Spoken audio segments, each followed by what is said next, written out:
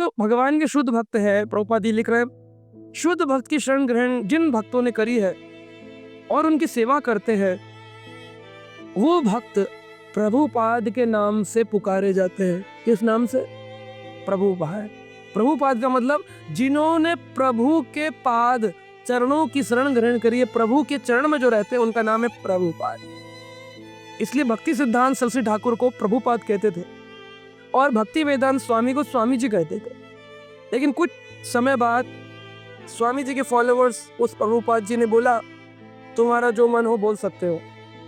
बोले स्वामी जी तो सारे स्वामी हैं, महर्षि योगी भी स्वामी है, ओशो वाले भी स्वामी है, सारे स्वामी हैं, तो Swami ji we want to take Vaishnava name.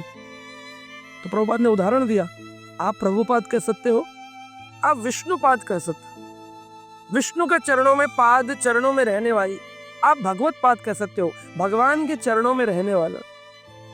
और दूसरा अर्थ है प्रभुपाद, जो अन्य प्रभुओं को, अन्य जीवों को भगवान के शरण पाद तक लाता, उसको भी कहते हैं प्रभुपाद। विष्णुपाद का एक अर्थ ये भी है, जो अन्य जीवों को विष्णु चरणों तक लाता, उसको भी विष्णुपाद कहते हैं। भगवत पाद का अर्थ है जो अन्य भक्तों को भगवान के शरण तक लाए, उसको भी भगवत पाद कहते हैं।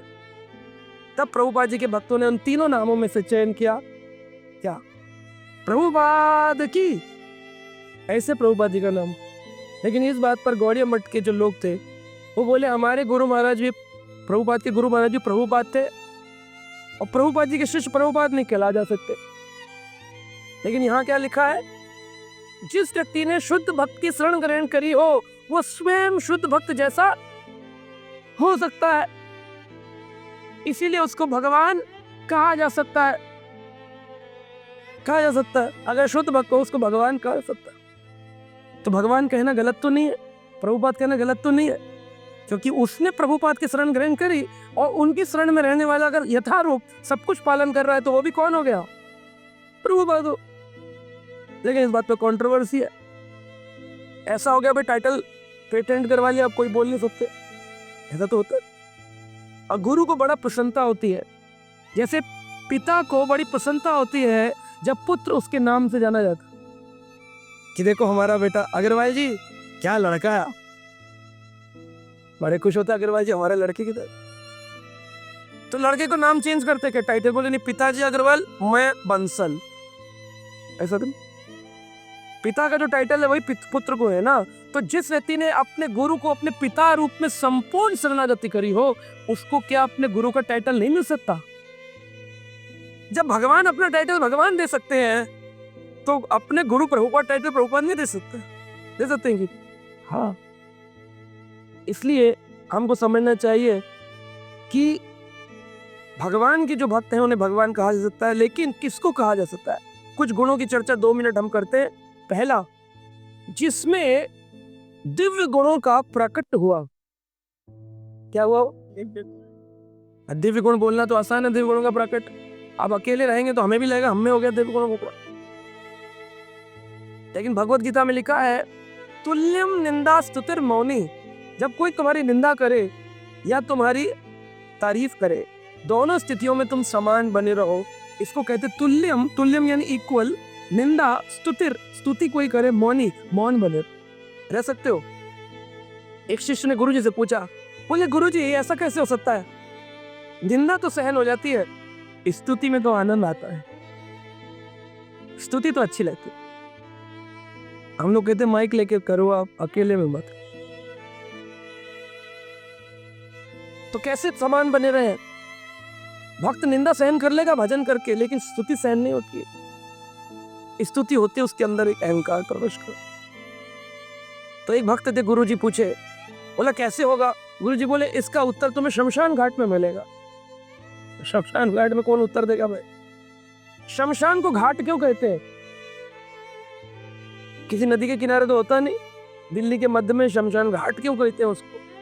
क्योंकि जीवन की यात्रा का वो अंतिम किनारा है, इसलिए वो घाट है। उसके बाद आत्मा निकल गई, इसलिए उसको घाट कहते हैं, शमशान घाट।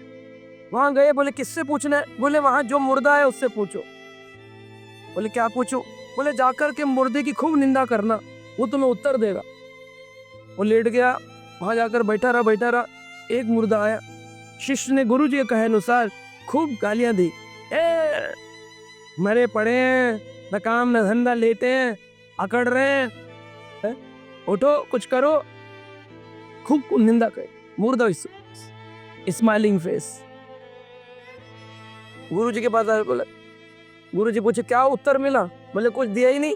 गुरु जी वो तो मुर्दा था, उत्तर कैसे देता? बोले अब कल फिर जाना। बोले अब जाकर के उसकी तारीफ करना, स्तुति करना, जो भी मुर्दा है। फिर एक मुर्दा आया, फिर उसकी खूब तारीफ करी। अरे क्या लग रहे हो, लेटे लेटे भी ऐसे लग रहा है कि क्या तेज देखो है, तेज देखो इनका कितना, खूब तारीफ हो। मुर्दा वैसे को वैसे। गुरु जी आके बोले, गुरु जी स्तुति में भी किसी ने कुछ। बोले बस जिस दिन तुम समझ लोगे कि तुम कौन हो, मृत प्राय हो। यह श्लोक का नाम है मृत्यु लोक।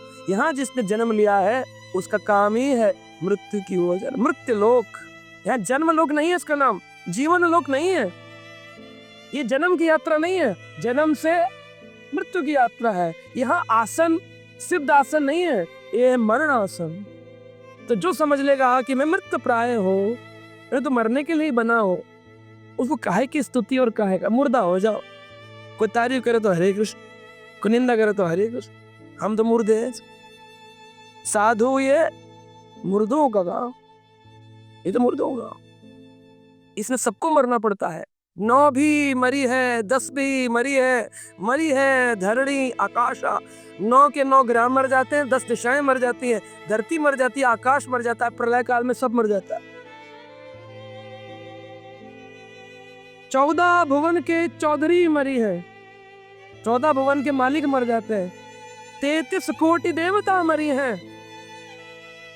है काल की फांसी। काल की फांसी जो यमराज वो भी मरे। तो कहते कौन रहता है? बोले नाम अनंत रहत अनंत है। नाम ही एक है भगवान का, नाम अनाम अनंत रहत है। दूजा तत्व ना कोई और तत्व नहीं है जो जीवित रहता हो, केवल प्रभु का नाम ही रहता है। बाकी सब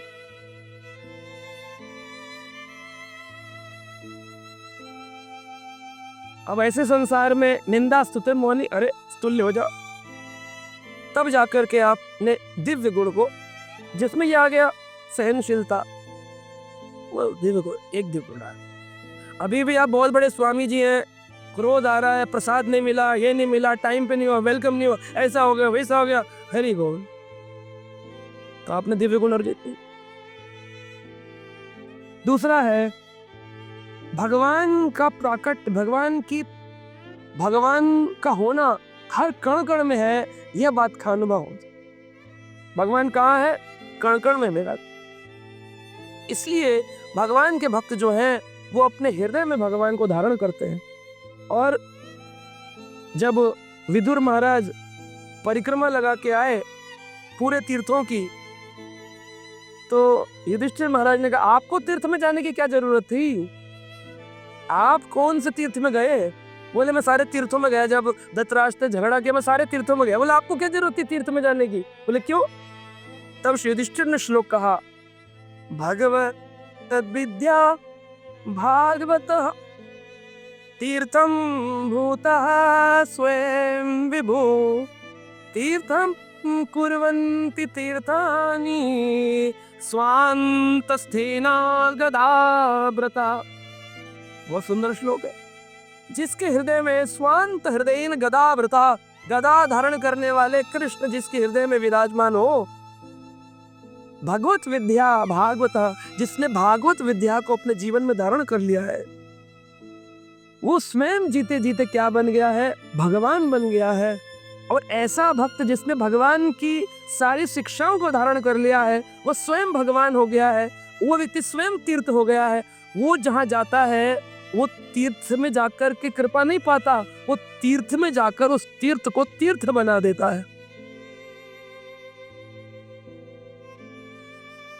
तीर्थम कुर्वन्ति तीर्थानि, जिसके हृदय में तीर्थ भगवान है, गदाव्रता है, जिसने पहचान लिया है, कृष्ण साक्षात्कार कर लिया है, वो जहां चलेगा वो तीर्थ बोले विदुर जी आपको तो कृष्ण मिल गए, आप चलते हो वह तीर्थ होता।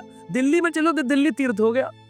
और जितने भी तीर्थ जाते हो आप, उनकी रचना इससे नहीं हुई कि गंगा स्नान के लिए हो गई, वहां ऋषि मुनि रहे जिन्होंने उनको तीर्थ घोषित कर दिया। हरिद्वार गए, क्यों? गंगा स्नान। अरे नहीं जी, चतुष्कुमारों ने ज्ञान वैराग को भागवत सुनाकर उसे तीर्थ बनाया है। गंगा से तीर्थ नहीं है, गंगा तो जंगलों से भी निकलती। सारे सारे तीर्थ है क्या? सारे तीर्थ है क्या? गंगा जहाँ जहाँ निकल रही तीर्थ है क्या? हरिद्वार क्यों जा रहे हो? यहाँ गढ़गंगा में भी है, बीच में भी नहर बह रही, गंगा नहर बह रही है, वहां भी चले जाओ, नहा लो। सब जगह तो गंगा ही है। इतनी दूर यहाँ से 5-6 घंटे हरिद्वार क्यों जा रही? गंगा के कारण नहीं है। तीर्थम कुर्वन्ति तीर्थानि, भक्तों ने जहां जहां प्रवचन दिए, भक्त जहां बैठे, भक्तों ने जहां भजन किया, वो भूमि तीर्थ बन जाती, चाहे वो कुछ भी। तो ये भाव जैसे हमें समझ में आएगा कि भक्त उस स्थान को भक्त बनाते हैं, और भक्त जो होते हैं वो हमेशा अपने मिशन को, अपने जीवन का जो मिशन है, लक्ष्य, उसे कभी नहीं भूलते हैं। इसीलिए भगवान और भगवान के भक्त दोनों डिफरेंट नहीं है, समान। साक्षात हरित्वेन समस्त शास्त्रे, शुद्ध भक्त भगवान के समान ही हो जाता है। क्यों? क्योंकि भगवान का मिशन और भक्त का मिशन एक ही है। भगवान का क्या मिशन है? जीवन का भगवान का लक्ष्य क्या है? बताइए। हाँ बोलिए। हाँ जी, हमें भवसागर से पार निकाल देना, इस भौतिक संसार में फंसे लोगों को अपने धाम में वापस बुला ले। और शुद्ध भक्त का क्या है? नॉन डिफरेंट है, अभिन्न, दोनों में कोई भिन्नता नहीं है। तो बस इसी कारण से अगर शुद्ध भक्त भी अपने जीवन का निर्णय बना ले जो भगवान का है, तो वो क्या बन सकता है? वह भी भगवान। शिव जी ने वो नियम बनाया है, तो इसलिए वो भगवान कहलाने योग्य है, अन्यथा वो कौन है? सेवक है। इसलिए अगर समझना चाहे और लास्ट एक लाइन में, तो एक होता है सेवक भगवान और एक होता है सेव्य भगवान। सेवक भगवान वो है जो सेवा करता है, और सेव्य भगवान वो है जिसकी होती है। तो कृष्ण की सेवा अगर बलराम करे तो कृष्ण और बलराम समान है, लेकिन कृष्ण है सेव्य भगवान और बलराम है सेवक भगवान। अगर भगवान राम की सेवा शिव करे तो राम है सेव्य भगवान और शिव है सेवक भगवान, तो दोनों ही भगवान है। तो गुरु और भगवान में कोई भेद नहीं, लेकिन भगवान है सेव्य भगवान और गुरु है सेवक भगवान। तो इस प्रकार का भेद है और इस प्रकार का अभेद है ईश्वर। ठीक है, हरे कृष्ण।